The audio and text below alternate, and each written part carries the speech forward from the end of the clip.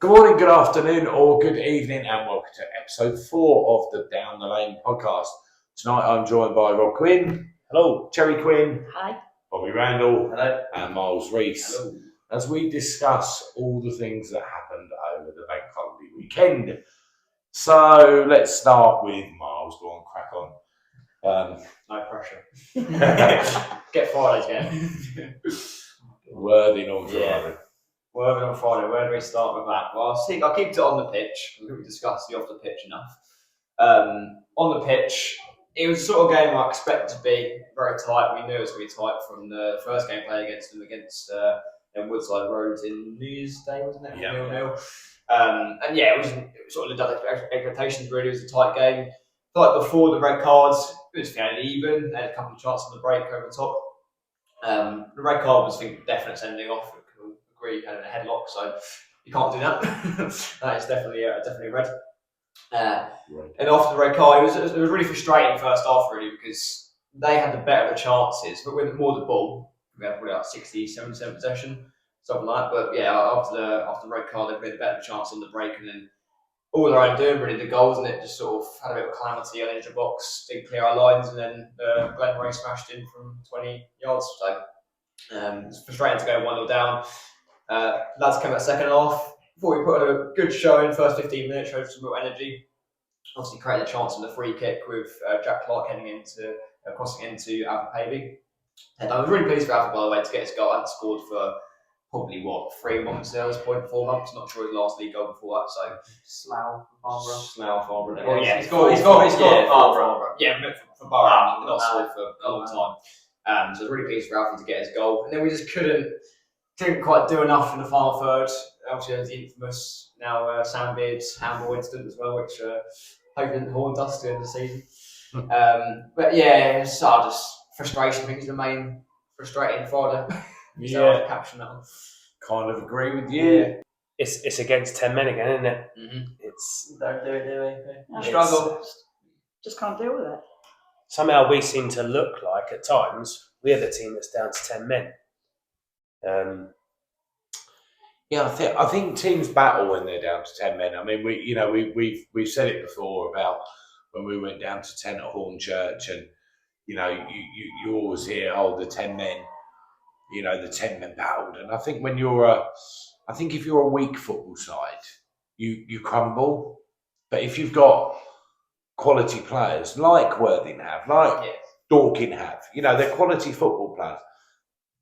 They just know how to manage that a little bit better when they go down to 10. They know to change that game plan a little bit. But that's it. I don't think we changed our game plan enough. They changed theirs, but I feel that we've changed ours enough. Just to talk about the Worthing game, there were times that you could see they had a man spare in the centre midfield that you shouldn't have 11v11, but when they're down to 10, they shouldn't have a man spare stood in the middle of the park.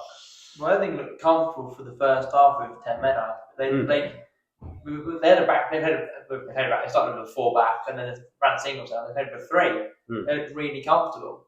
Like we couldn't get a sniff of the ball at all. I don't think. Second half was frustration with. We had most of the chances. I think we dominated that second half. Really. Putting Bamba central, I didn't really understand as well. Obviously, probably Adam's got a reason for it, but I felt like he got much more of the game and terrorised whoever played left wing back, whether that was Sam Beard or Nicky Wheeler. Had the toast first half, really didn't. Not the end product wasn't there with Bamba, but he still had the chances to deliver into the box. And he just didn't get a look in the second half, really, did he? But I think Beardy moved a little bit into the middle as well. So was Adam? Was the game plan try and get down to 9? Yeah. Because we all know what Beardy's like. I mean, we saw him after the game kicking the ball at the crowd. I mean, he's a bit of a. He's a bit of a loose cannon. I mean, at the end of the day, he was a great player for us last year, but he was a liability in the fact of how many cards he got. And he's got 15 this year, and that's a lot of cards to get in however many games he's played. I mean, he's been suspended for a few, so I mean, he's probably only played, 32, 33 maybe, if he's played most games. So, to get 15 cards, he's averaging 1 every 2 games, and it is something that lets him down. But the biggest thing I could take from Friday, to be fair, and I'm going to mention now an interview that I did with David Blackmore. If you haven't seen it, go back. It's one of the fan cams from Friday, and Simon actually comes in when I'm interviewing Dave Blackmore. And for those of you that know Dave, you'll know that he was part of the club, part of running the club before Simon took over. And the first thing he said to me when I interviewed him was, I hope that the fans realise now that we made the right decision when we sold this club 2 years ago. You know, when we let Simon come in, because that was for days like that. It was a full house here. There was a little bit of trouble, but I mean, it was nothing compared to the amount of people that gets it.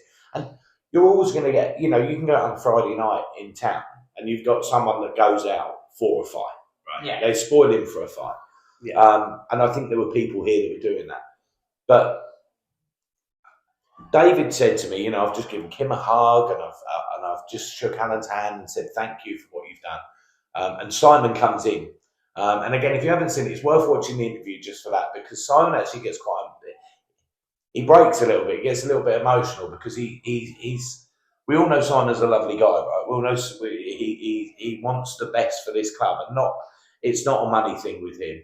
Simon is not worried about money. He wants success. You know, it's nothing. You know, you get people say, oh, you know, how long is he going to be here? Well, he's going to be here until he gets the success he wants to get. And you know, we all see that about him. So that's what I take from Friday. The game, obviously, I thought we had the better chances, especially in the second half. Even early doors in the first half, that one that just rolled behind George, you know, literally a yard behind George. You know, if that ball's a yard forward. But then how many teams, and we'll go on to, are going to be saying this, how many teams are going to be saying that chance, this chance, that chance, because we all know that there is still 6 teams, 25% of the teams in this league can still win the league on Saturday. That's a terrifying stat. It's amazing. If you'd have written a book about this season, people would have thought it was fiction. Nobody would have believed that this was fact. Has it ever happened? I don't know that it has. Have 6 teams ever gone to the final day? I don't know. I mean, I know there's 3 in the league below us where they're all on the same point. So, you know, non-league football is definitely the place to be at the moment. You know, it's great grassroots football. So, any more comments, Sherry, on Friday? Not so much on the football, but I stood when the ground was full and just looked round. It's like I've never seen it like that. Yeah, it's actually quite like we're here watching this. Yeah, it felt like a football league game in a way. 100%. Oh, it's so great. This is our little club, isn't it? right? Really. Look at this. Yeah. Definitely. And it wasn't only. Sorry about that. There's a game going on outside. Someone scored, and I think it might be Swan Borough. And the other thing I found about Friday, we wanted to savour the whole day, right? It was a massive game. We knew that. Let's be fair. We all came to that game knowing if we win this game, we are going top of the league, or we're going. You know, the chances are we're going to go top of the league. We knew that. You know, Worthing had Dorking to play on Monday. We knew that Truro and Torquay were playing. Of course, that game was going the right way for us on Friday. So, you know, we made a day of it. But the thing is, the fact that I like is them days, there's going to be more of them days. There's going to be a lot more of them days coming forward. And that doesn't matter what league we're in. Even if we don't get promoted this year, you know, we're going to have days like that again next year. And we are building on our support. We are building on... you know, we are building on the noise that we're making, and you know, go back 4, 5, 6 years, and Eastbourne was known as the sleepy old football club, you know, and we're not known as well. We might still be known as that at the minute, but that's by people who haven't come and seen us again. I'll go on. Sorry. Yeah, I was going to say, touching on the atmosphere and everything that we did have on Saturday, we said there was long queues for the Friday. Long queues for the bars. Yes, we touched on trouble, but there were small flashpoints. It wasn't a riot. You know, I think for here, yes, I think it was big for us. But I'm sure if you go to some other clubs, they're like, you call that trouble. Yeah. So I think to put it in perspective, I think stewarding, I think they did well. We talk about what happened down our end. It was when people were walking past. It wasn't when people were grouped. If they went down the route of segregation, if you allocated, 800 for Worthing fans, they sell that out. Those fans are buying home tickets now, so those fans aren't walking past. Yeah. They're in amongst. Yeah. So I don't think segregation would have made any difference. No. If it could have made things worse. But in terms of the bars and things like that, like Simon was saying, they bought as much gas as they could get, beer they could get. What they ran out of, they ran out of. Go on. But it's all a learning curve. So that the new bar they put in, they moved it in the corner, the crossbar, moved that over. It's all about learning. So we're going to get used to busier days like that. People saying more turnstiles for one day. You're not going to get more turnstiles for that. As a one-off, it was what it was. When it gets busy all the time, they'll do the work on the stadium. They'll get the gates, Totally agree. And we know that Simon was going to do some work on the stadium. We know the plan was that the club were going to do some work on the stadium. It hasn't been done because the crowds haven't been there. I mean, and there was one crowd that we needed that. Mm-hmm. But, I think we have to look at what we've got on this club. And Alan Williams and obviously Kim will have been around Alan at football clubs. Now, Alan's been around football clubs. And he knows the game, right? He knows the game. And when people criticise and say, it should have been segregated or should have done this, should have done that, I do understand that everybody has an opinion. Mm-hmm. That's it. And that's all we're doing here. But I think, of course it is. We do we do this for a bit of fun, and we just give our opinion on something. People might not agree with what we're saying. The person whose neck is on the line, if he doesn't get it right, is Alan. So Alan wants to get it right? And like I say, he's been around football clubs. Yeah. So then we went down to Salisbury, obviously on Monday. Bobbie, go on. Salisbury. I think we all enjoyed it, didn't we? I think we all got the result we wanted. I think. Yeah, that was the main thing. Not in the fashion, but I think it's 3 points gained and for a very important 3 points. Just need the points. Yeah, especially with the stakes that we are now with going into Saturday, and you look at all the premonitions of what can happen. We know that we need two teams to drop points and us to win, so forth and so forth. But no, I mean, the first half was pretty boring thing to say. We didn't really. It was stalemate. Really. It wasn't. Yeah, I mean, we had one chance that Peggy's volley went just over the crossbar, and then I think the head was open and sort of the first half. That's sort of just the weather sort of matched with the football, and just sort of had the first half really. And then the second half, I thought we looked really dominant in the second half. I thought whatever Adam does between half time and the second half, I think any game, we looked like a different team. And then we came out and obviously we got that kick from Joe, fell to Bamboo, flicked it round to Class, and then Class drove into the corner. I think. Last finish. Yeah. I think he was about to be subbed off. Yeah, he came straight away, didn't he? That was good. Well, me and Miles and Joe were sat behind the dugout in the second half. Yeah, and you could just sort of see Adam get ready to come on, and then he did come on. And then, but can't take away from Michael Class. I think it's an important goal, popped at the right moment. I mean, he has scored some important goals, forget that. Yeah, I think our fitness was the main difference on Monday. You can see by their squads. I mean, if we didn't beat part-time Salisbury with their manager, physio and assistant man on the bench, effectively, you've got to ask some questions there. When we looked at the bench in the first half, all their coaching staff were in full kits. Yeah, that was quite funny. Unless they were doing dress up. We didn't sing it. I didn't hear anything at all. Well, the only complaint I've got from that game was the weather, as you said. Yeah, the weather was horrific. That rain. That was the only dampener on the day. The game was that boring. About the weather. I like that. You missed it. See? That's the only dampener on the day. Yeah, the game was that boring. The weather was probably the highlight.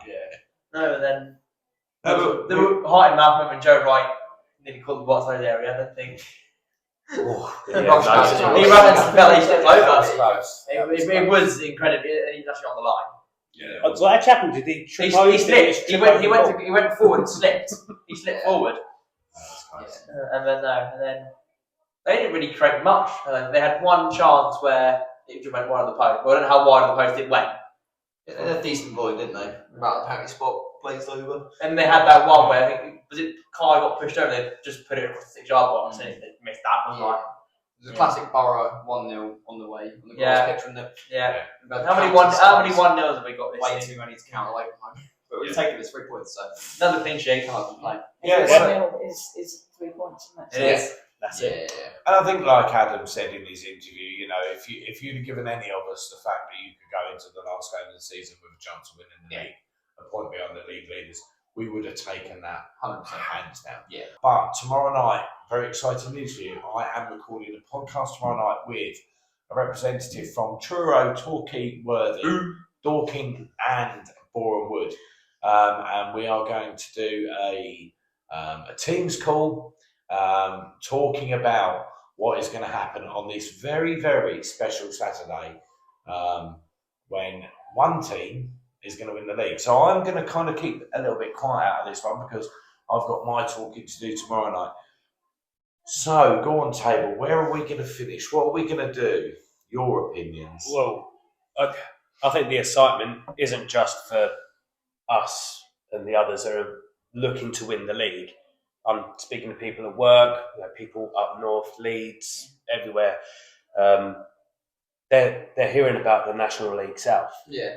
Coverage is amazing. Yeah, isn't it? Like, It's everywhere. And it's getting a lot of interest. I think it's good for not just our teams, but the league as a whole. Yeah. And we've seen good crowds coming in. I know the other teams have had good crowds coming in as well. So, whatever happens, I think it's a great advertisement for the league. Yeah. 100%. Non-league in general, I think, as well. Yeah. I think we mentioned the division below. That's all the top 3 are on the same points going to the final day. That's mental. Yeah, where happens, I just want to put a record. I'm proud of the players, proud of the staff, proud of everyone involved in the football club, really the fans to really push on this season. I mean, we had a tough time last season. There were mistakes made. I think everyone's going to admit that. But where we turned it around since this time last year is really incredible. So, And that, big thank you to everyone involved. and that is the biggest thing for me. Yeah. It's the turnaround from last year. And I echo what you just said there, Miles. Great for the players, great for the management, the staff. I've seen enough of them this season. I only want to see them one more day, right, on Saturday. I don't want to That see would be them nice after to that. have. So do the business. So. Like the other games, though, what do you reckon about Truro playing St Albans? I'm I'll leave it gonna to do you mine can't tomorrow say. night. St Albans, I reckon.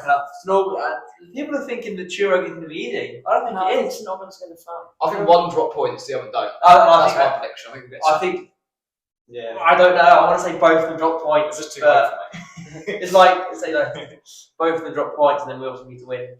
But Yeah. Got Well, to it's have the the same first, team. so- Hemel have got nothing to play for. So how do Hemel come to the game? Mm-hmm. St Albans know that they can either get St Albans can either win, draw, or lose to stay in the division. It's just about how many goals they can see to lose. Torquay are not great on On 3G pitch. No. But they have got like most of the stadium with their own fans in. So. Yeah. They got They made home game. And they have got the winning. They've got two. Yeah. Saturday. I've said it before. I say it again. I think it's Truro. I think I can back you on that. I would Like, because agree. if you look at where they were last season, well, the last 4 years, 3 years, they've been homeless. The last 3 years playing away, Yeah, it's amazing. and then I think and they'll be the first Cornish side to ever win a league title. I'm not sticking with Worthing anymore. I'd say Truro. So And I don't know why it's not Worthing in the first place. Worthing want to go away now. I knew Worthing would have got it. I think it'll be Truro. I agree with. I've really underrated them all season. I've always said, "Oh yeah, they'll fall off, and they haven't." So, and they've got the on paper easiest game, and they're at home. Trying to sell out crowds. I feel like they'll get it done. I feel like Torquay might draw potentially, but I don't know. It's really hard to call. We've got to do our job though, because if we don't do our job, it could be 6th. So That's the thing. That's what I was going to say. You think we're going to win? yeah, exactly. Well, as long as we win, whatever it will be, will be. Were you saying that about us possibly finishing 6th? You know, there's the team in 7th at the moment is Maidstone. Maidstone, and the team in 6th is Dorking. This is the stupid thing about how this league stands at the minute. It is possible. It's not going to happen, we know, but it is possible that the top 5 teams drop points. Dorking win by however many goals they've got to win by, and they win the league. You then go into the playoffs, and Maidstone can win the playoffs, which would mean that the teams sitting in 1st to 5th on the final day of the season will all be in the same position. It's madness. Not again. Not next season. It's so exciting, not just for us, but for everybody else. I'm not going to say somebody really needs to write a book, or I'm going to edit that bit out because that's me. Yeah. But it's the every team up there's got a backstory from last season as well, or the season before. Everyone's got their backstory. That's so true. Yeah. We just escaped relegation. Likewise, the Truro as well, no home. Yeah, Truro, Torquay were skint and nearly bankrupt. Yeah. Worthing lost by 5. Worthing were losers. Torquay nearly got relegated. Torquay were in relegation fight. They got second up. Yeah. Well, they were skint, weren't they? They got -7 points. They were skint. They were bought out by the fans, weren't they? So yeah, you're right. I mean, everyone's got a story there. Mark White. Relegated. Bournemouth. Yeah. So everyone's got that story, apart from Maidstone. So Maidstone are bound to be. So that's it for now.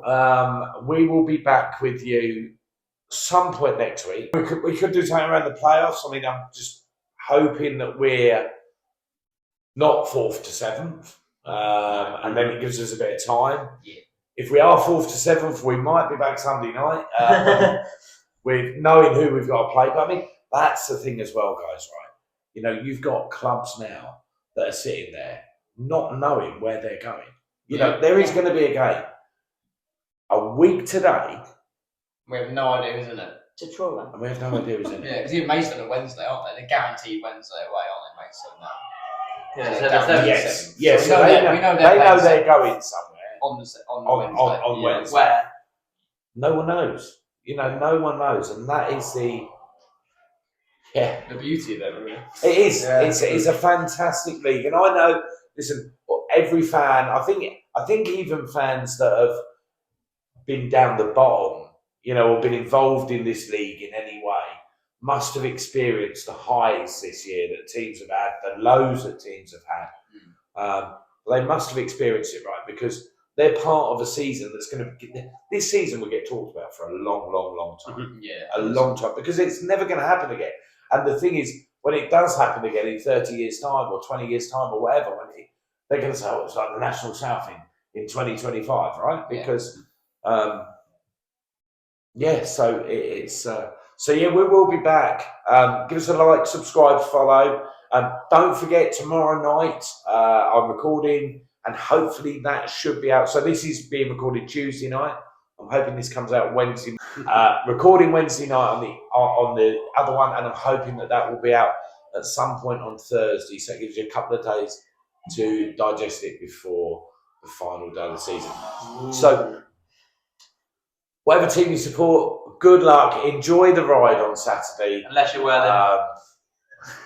Keep that. That's got to stay, by the way.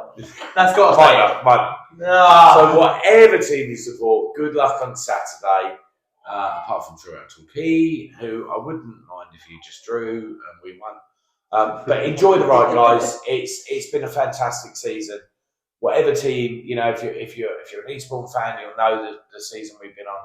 If you're an outsider looking in, then I'm sure you've experienced part of this season as well. Whatever team you support. Good luck, and we will see you next week some point.